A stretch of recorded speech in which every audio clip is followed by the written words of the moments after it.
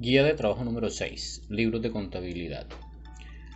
Al término de esta guía, el estudiante deberá estar en capacidad de identificar los diferentes libros de contabilidad que intervienen en el proceso contable, de acuerdo a la normatividad. Reconocer los requisitos de los libros contables. Realizar el registro, ser capaz de realizar registro en el libro diario y luego el traslado hacia el libro mayor. Esto al término de la unidad.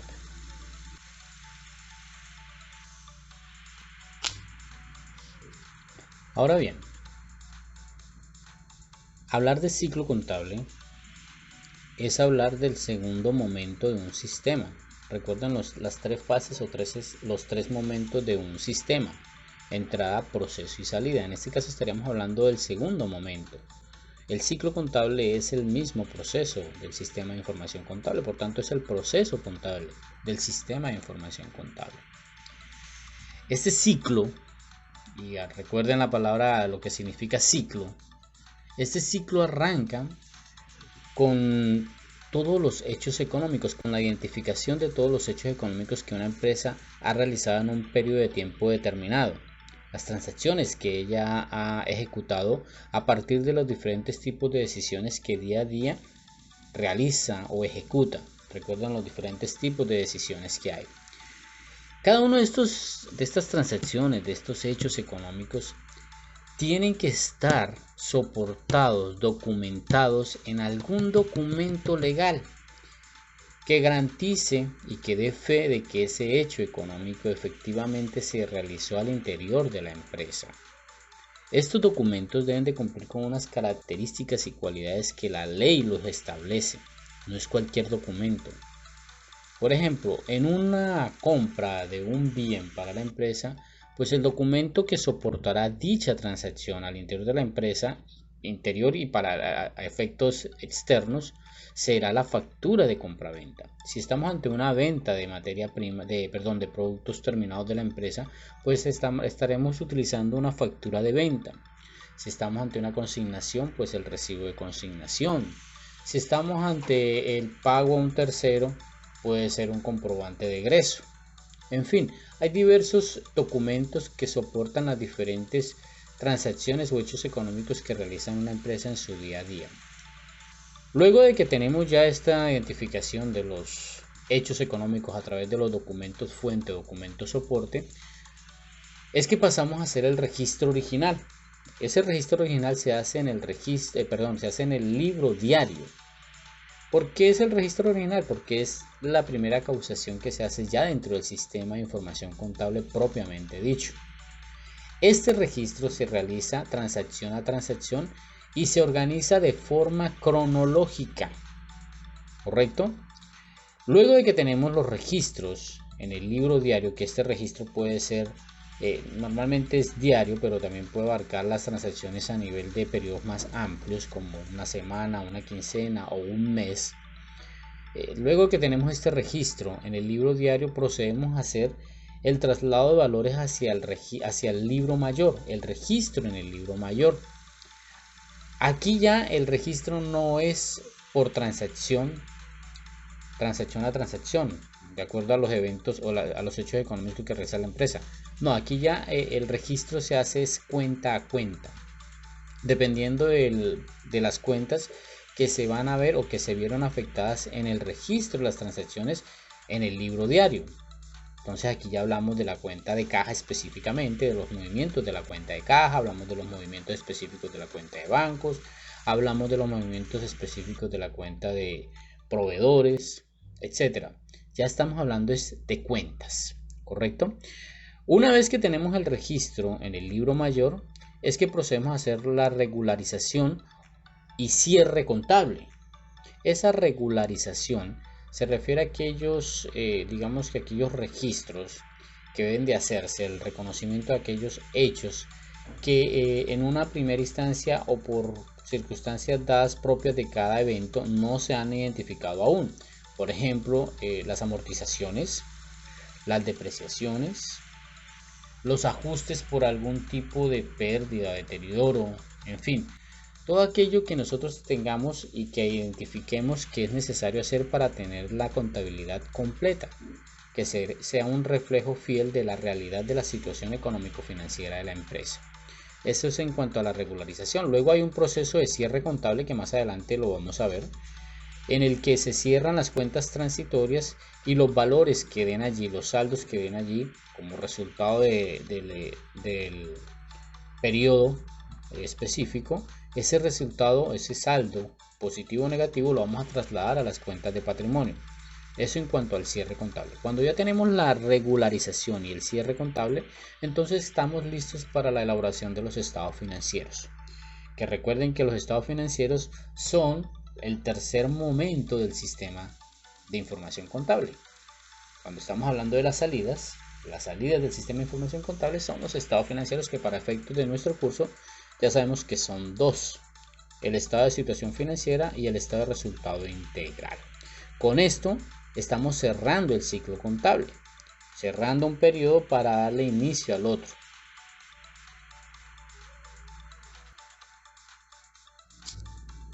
Bueno, continuando con el tema, intentemos aclarar un poco el término de hecho económico, ¿correcto? Un hecho económico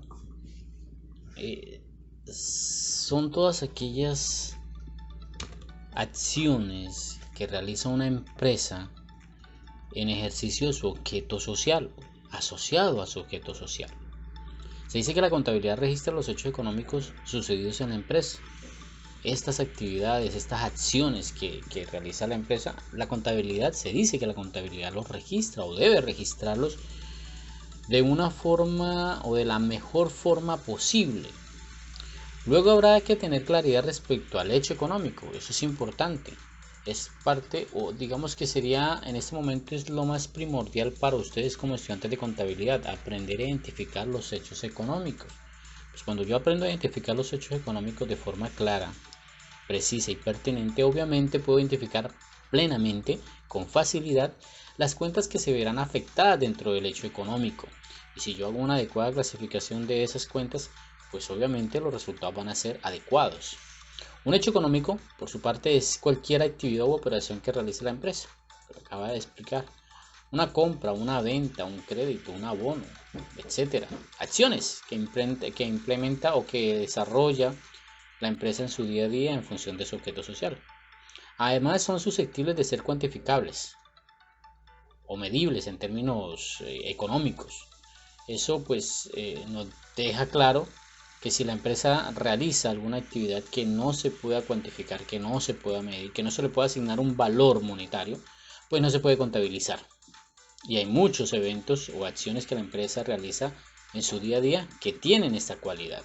No son cuantitativos, son más bien cualitativos y afectan los resultados. En este sentido, cada hecho económico u operación debe ser identificado y clasificado para luego proceder a ser registrado en la contabilidad. Miren que es el primer paso que hay que hacer y que hay que aprenderlo a hacer. Clasificar un hecho económico es precisamente una de las tareas más difíciles para los estudiantes, para los principiantes en contabilidad. Eso es, digamos que el evento o el momento más difícil, porque no hace parte de su lógica, aún no lo han percibido y realmente son procesos que se aprenden en gran medida es con la práctica. Por ejemplo, cuando una empresa realiza una compra, hay que determinar qué rubro se ha de clasificar. Pues puede ser un activo fijo, puede ser un gasto pagado por anticipado, puede ser un activo movible, puedo llevarlo como un gasto, como un costo, por ejemplo, el término ese de los diferidos que tuvimos en el taller anterior. Entonces hay que aprender, hay que tener claridad con este tema de la clasificación de los hechos económicos. Una correcta identificación y clasificación de los hechos económicos nos va a garantizar que la información contable se ajusta a la realidad, que es confiable y adecuada. ¿Para qué? Para soportar la toma de decisiones. Recuerden que nuestra función principal es apoyar la toma de decisiones. Si no hacemos esa función bien, no estamos haciendo nada.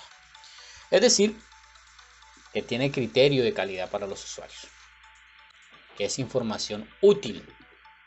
en términos de las NIF. Recuerde que las NIF hablan de información útil y describen unas características cualitativas que debe cumplir esta información.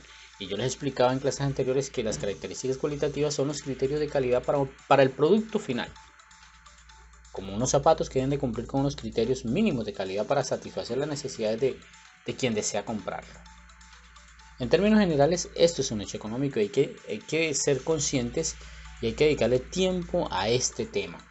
Si bien es previo al registro, es sumamente importante y determinante en los buenos resultados que se obtengan del proceso contable. Bueno, hablemos ahora rápidamente de los documentos soporte o documentos fuente. Los soportes de contabilidad son aquellos documentos que nos van a ayudar a demostrar en algún momento dado de que la información contenida en los estados financieros que se ha procesado a través del ciclo contable, el proceso contable, realmente evidencia la realidad económica y financiera de la empresa y que no ha sido producto de manipulaciones de la información. Entonces, cuando vamos al rubro de ventas, por ejemplo, la 4135, pues todos esos hechos económicos, esos valores que hemos registrado allí tendrán un soporte, un documento soporte, un documento fuente, que va a garantizarnos de que la información realmente evidencia la realidad de la empresa. Para efectos del ejemplo, pues será la factura de venta. Cada rubro, cada valor ingresado allí tendrá que tener un documento soporte. Eso es lo que hace y que garantiza que la contabilidad realmente en un momento dado sirva como elemento probatorio si es el dado caso y sirva de respaldo hacia los usuarios de la información financiera de que efectivamente refleja la realidad económica o financiera de la empresa de un modo razonable.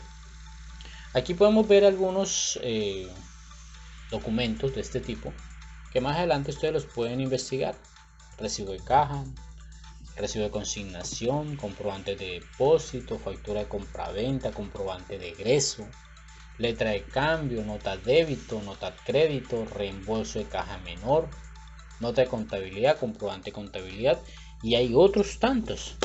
Estos son de pronto los más comunes, los más utilizados. Bien, ¿qué son los libros de contabilidad?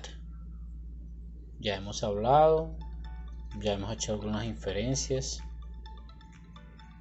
pero en sí, ¿qué son?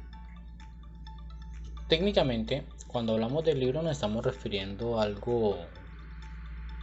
un elemento documental, algo físico, tangible, tal como se dio la contabilidad y como se llegó hasta hace un par de años antes de que los sistemas informáticos, los programas contables reemplazaran el proceso manual, el manuscrito como tal. Se puede decir que los libros contables son archivos o documentos donde se registra la información financiera y económica de una empresa, donde se registra transacción por transacción todos los movimientos de una empresa, todas las transacciones que ella realizó en un periodo de tiempo determinado. Esto abarca todas las operaciones realizadas durante un periodo de tiempo determinado. Su principal función es llevar el registro contable de manera ordenada y de forma cronológica, de forma que podamos observar periodo a periodo cuáles han sido los movimientos económicos y financieros de esa organización, y que de esa misma forma nos permita resumir la información y presentar los estados financieros por periodo, independientemente del tamaño del periodo, mensual, bimestral, trimestral, semestral o anual. Ya saben que como mínimo es una vez al año con corte a 31 de diciembre que se deben de presentar estados financieros. Bien, ahora veamos algunos de los aspectos legales que determinan la obligatoriedad de los libros contables en el ejercicio práctico de la contabilidad. La contabilidad constituye un medio de prueba cuando se lleva conforme a las normas legales. Este medio de prueba puede ser tanto a favor como en contra. A favor cuando cumplimos con todos los criterios legales para llevar nuestra contabilidad, y en contra cuando estamos obviando algunos de los parámetros legales que dicta la forma en cómo se debe llevar la contabilidad, el registro contable. La razón es porque se supone y espera que en los libros esté contenido todo el registro de la actividad económica de cualquier empresa o persona. Por consiguiente, cuando las autoridades tributarias o cualquier órgano de control requiere evaluar las transacciones, requieran evaluar la actividad comercial de una empresa o de una persona, lo más obvio, lo más lógico es que de una se van a ir hacia los libros, la revisión de los libros contables. Que allí yo puedo evidenciar toda la actividad económica de la empresa y obviamente a partir de ahí poder hacer las solicitudes de soporte que requiera para verificar las transacciones registradas. Es tan importante esta obligación que incluso la facultad de exigir la presentación de libros de contabilidad para efectos tributarios en el cumplimiento de las funciones de inspección, vigilancia e intervención del Estado quedó plasmada en la Constitución Política. En su artículo 15 habla de que para efectos tributarios judiciales y para los casos de inspección, vigilancia e intervención del Estado podrá exigirse la presentación de los libros de contabilidad y demás documentos privados en los términos que señale la ley. Observen que estamos hablando de la Carta Magna, de la Ley de Leyes, del marco normativo colombiano. Imagínense el grado de importancia que se le está dando al tema de los libros de contabilidad. Ahora bien, por otro lado, está el Código de Comercio, que ya es una norma más, digamos que menor que la Constitución Política, pero no menos importante. Según los comerciantes, de acuerdo con el numeral 3 del artículo 19, tienen la obligación de llevar contabilidad regular de sus negocios conforme a las prescripciones legales, ya que habla de una obligación, no es una opción, no es si la empresa quiere o no quiere, no, es que si usted quiere funcionar legal y formalmente, debe de llevar libros de contabilidad. Por otro lado, el artículo 53 del mismo código indica que en los libros se asentará en orden cronológico las operaciones mercantiles y todas aquellas que puedan influir en el patrimonio del comerciante, haciendo referencia a los comprobantes de contabilidad que la respaldan. Mire que aquí ya habla tanto de libros contables como de los documentos soporte que van a respaldar todas las transacciones que como contabilidad se asienten de ese comerciante, de esa entidad. Luego podemos referenciar el artículo 2420 del 2015. Este artículo establece los lineamientos sobre las normas de contabilidad y de información financiera y del aseguramiento de la información, lo que hoy conocemos como las NIF. Ese fue el primer paso hacia la norma internacional. Ya hoy es una realidad y una obligación para todas las empresas que están obligadas a llevar contabilidad. Deben de hacerlo bajo la norma internacional. Entonces ya tenemos varias normas que de forma digamos que aislada, pero siempre apuntando hacia el mismo punto, están obligando o están dando las líneas de obligación para llevar la contabilidad y en los términos que ellos están estableciendo, que son los libros contables. Por último, podemos hablar del artículo 509 del Estatuto Tributario. Este habla de la obligación de llevar registro auxiliar y cuenta corriente para responsables del régimen común. Cuando hablamos del régimen común en estos términos, porque ya hoy están en otros términos, pero igual se mantiene, digamos que el contenido, estamos hablando de aquellas personas que son responsables del IVA. Los responsables del impuesto sobre las ventas sometidos al régimen común, incluidos exportadores, deberán llevar un registro auxiliar de ventas y compras y una cuenta mayor. Aquí estamos hablando del libro diario y del libro mayor. Ahora, miren que estamos hablando del estatuto tributario. Estamos hablando de varios. Primero hablamos de la Constitución, luego hablamos del Código de Comercio y ahora estamos hablando de la línea tributaria, de la norma tributaria. Hay que tener claro que cuando se presenten digamos que dificultades en la interpretación de alguna norma entre lo comercial y lo tributario, siempre ha de prevalecer lo tributario, siempre. Y ya aquí el estatuto tributario nos está diciendo que son dos libros, cosa que no decía el Código de Comercio, que no nos lo ha dicho el Código de Comercio, pero el estatuto tributario sí dice, son dos libros, son dos registros diferentes. Ya para cerrar esta parte hay que referirnos a las sanciones tributarias. a las que se pueden presentar en materia de contabilidad. Las sanciones por no llevar contabilidad para efectos fiscales están contenidas en el artículo 654 y 655 del Estatuto Tributario. El artículo 654 en mención señala los hechos que se consideran irregulares en materia de contabilidad. Rápidamente, no llevar los libros de contabilidad. El primero, imagínense. Si usted no lleva libros de contabilidad, ya está sometido a una sanción, a una posible sanción. Y de ahí en adelante hay otros elementos que se deben de revisar y considerar. Esto en términos de sanciones por efectos o por faltas a la contabilidad. Y bien, entonces, ¿cuáles son los libros de contabilidad? En repetidas ocasiones se hace referencia a los libros de contabilidad, sin embargo, en la regulación no se encuentra una norma específica que nos defina y determine cuáles se consideran realmente obligatorios. Básicamente la norma habla de libros de contabilidad, sin detallar sobre cuáles libros de contabilidad han de llevarse en el ejercicio contable. No obstante, por la práctica contable se pueden identificar 3 libros básicos que pueden recoger toda la información económica financiera de una empresa a través de los registros contables y que están de cierta forma mencionados o referenciados en cuanto a lo que deben de hacer en la norma comercial y en la norma tributaria. En el artículo 52 del Código de Comercio se dispone que los comerciantes están obligados a elaborar un inventario y un balance general por lo menos una vez al año. De esta norma se puede desprender la obligación de llevar un libro de inventario y balance. Ojo, pero ciertamente esta información podría ser resuelta, y así también lo considera la DIAN, con el libro mayor.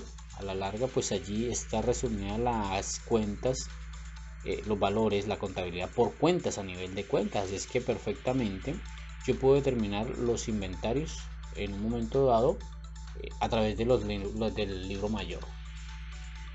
Aquí quiero reiterar una cosa, que siempre que exista un conflicto, recuerden esto, que siempre que exista un conflicto entre la ley comercial y la ley tributaria, prevalecerá esta última, siempre. Recuerden que somos un país altamente tributarista. Bien, así es pues que de esta y de las anteriores disposiciones que hablamos hace un momento, puede inferirse la obligación de llevar 3 libros de contabilidad, a saber, 1, el libro de inventarios y balance, que se desprende de la norma comercial, y 2, el libro diario y el libro mayor, que si bien la norma comercial habla de la obligación de llevar libros, no especifica qué libros, pero la norma tributaria sí nos hace un acercamiento, no de forma precisa, pero sí de forma tangencial, para saber qué libros debemos de llevar, y es el libro diario y el libro mayor. Ahora bien, para efectos de este curso nosotros hablaremos solo de los 2 últimos libros, del libro diario y del libro mayor.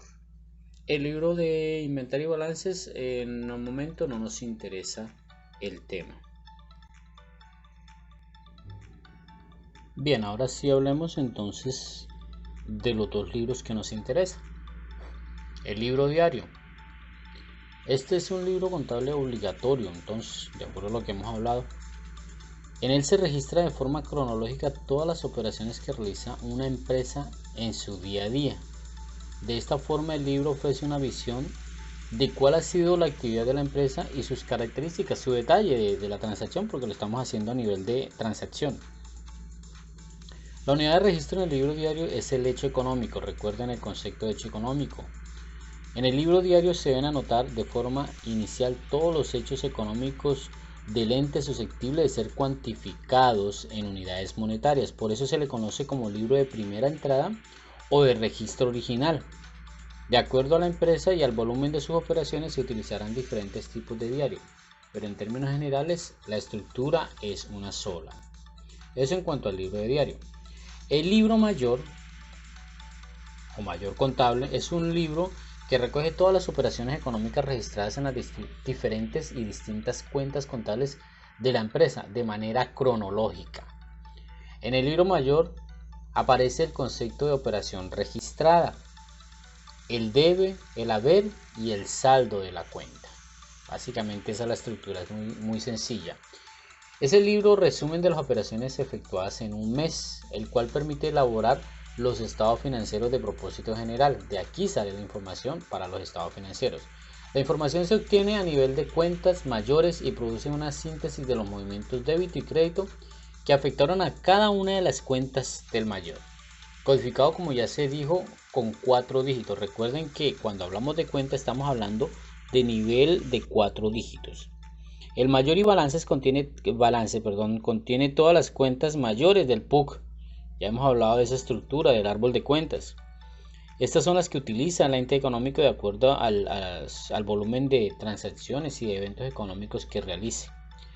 La información analítica de las cuentas se obtiene de los libros auxiliares. Recuerden que es un paso a paso. Documento soporte, libro diario y libro mayor. Bueno, hagamos un pequeño recuento de lo que hemos hablado. Primero, hablamos de documento soporte o documento fuente. Decimos que son la evidencia de que la empresa ha realizado una transacción económica, es la huella, es el rastro de cada una de las transacciones económicas que la empresa realiza en función de su objeto social y a través de los diferentes tipos de decisiones que debe tomar. Segundo, hablamos del comprobante de contabilidad. El comprobante de contabilidad, bueno, no hablamos específicamente, pero el comprobante de contabilidad es un documento fuente o un documento soporte. Aquí se registran transacción a transacción las cuentas. Esto nos sirve como una guía para identificar cuáles son las cuentas que se van a ver afectadas en cada una de las transacciones. Este documento, el comprobante de contabilidad, hace parte de los documentos fuente o documentos soporte. Tercero, hablamos del libro diario, donde se trasladan las informaciones o es el registro original de transacciones ya propiamente dentro de la contabilidad, dentro del proceso contable. Traslada información del registro en los comprobantes de contabilidad. Por último, el registro en el libro mayor. Se registran los valores del libro diario, es un traslado de valores cuenta a cuenta, ya no es por transacción o por día, es un registro por cuenta específicamente. Veamos la estructura tanto del libro diario como del libro mayor. Visualicémosla como realmente es el libro. Recuerden que hace un par de años, como les dije al comienzo, unos 20 años, 30 años, el registro era totalmente manuscrito. Hoy en día ya los avances tecnológicos en informática y los software contables han rebasado esa técnica y ya los registros no son manuscritos, pero esta era la estructura que tenían los libros y de hecho cuando uno imprime el libro del software contable la mayoría sale con esta estructura, con esta presentación, al menos las columnas principales así se ven, pero cuando era manuscrito así era el registro y había que hacerlo manualmente, sin tachones, sin enmendaduras, sin errores. Bien, observemos, el libro diario presenta una columna identificando las fechas, la fecha de la transacción. Viene la columna del código, haciendo referencia al código de las cuentas. Mire que ahí está a nivel de cuenta y de subcuenta. Luego viene la descripción de la cuenta y el detalle, si es necesario. Entonces, por ejemplo, la cuenta caja general, ingresos operacionales. Luego viene un folio. Ese folio hace referencia al número de la página sobre la cual se está trabajando. Observen, en la parte superior derecha aparece el 01, ese es el folio 1, hoja 1. Ese va aquí, se repite aquí porque luego se hace un cruce con los folios del libro mayor y se hace una ruta de un libro hacia otro para poder identificar fácilmente los registros si lo necesitamos revisar. Luego viene la columna del débito y del haber. Ya ustedes conocen las definiciones propias de esas dos columnas. Esto en términos generales es el libro diario. Bien. La estructura del libro mayor. El libro mayor, el que era en documento, tenía varias columnas. Lo que ustedes ven aquí presentado de saldo a 31 de mayo, movimientos entre el 1 al 30 de junio y saldo final a 30 de junio, se repetía mes a mes de forma horizontal. Aquí apenas les presento un detalle sobre un mes, ¿correcto? Vuelvo y insisto, ya en los software contables ya esta estructura no se ve tal cual como la tenemos aquí. Para efectos de comprensión se les explica y ustedes deben de comprender cómo es el funcionamiento interno de un software en cuanto al flujo de información de los datos hacia la información. Observemos, la primera columna es el código, hace referencia al código de la cuenta. Luego viene el nombre y el detalle de la cuenta. Hay un saldo, este se convierte como en un saldo inicial del mes, saldo a 31, en este caso el ejemplo habla del saldo a 31 de mayo. Luego vienen las columnas del débito y crédito haciendo referencia a los movimientos de ese mes. Recuerden que aquí es el saldo total de la cuenta. Aquí ya no estamos hablando de transacciones, estamos hablando de saldo total de cuenta. Entonces, una vez cerramos las cuentas, trasladamos al libro mayor los saldos. Entonces, el saldo débito de la cuenta de caja, por ejemplo, o saldo crédito de las cuentas por pagar a proveedores. Luego vienen las columnas del débito y crédito para el tema del saldo a 30 de junio. Ese es el saldo final. Entonces lo que uno hace es que calcula saldo inicial más o menos movimientos del mes, dependiendo si son débitos o créditos, y saldo, que sería esa diferencia entre el saldo inicial más o menos los movimientos débito y crédito. Eso me daría el saldo del mes en cuanto a una cuenta específicamente, ¿correcto? Miren que aquí en la parte superior derecha también se habla del folio. Recuerden que les hablé. De hecho, aquí debería hacerse referencia al folio del cual se traslada la información del libro diario aquí al libro mayor.